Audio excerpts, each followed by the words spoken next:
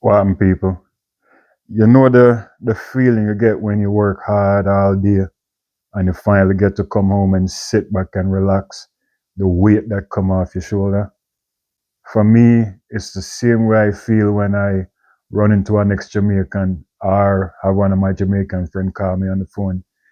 Because at work, I've been doing this work for so many years and I work around nothing but Americans and that's all I'm exposed to. So I have to talk like this. And I do construction and they're very, very loud. So when I do get the phone call from a friend, yo, me stop on the pathway start floor.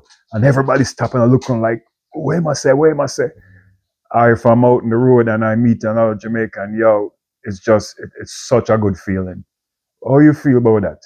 Just drop it in the comments and make me know. And give me a like and a share. One love, people.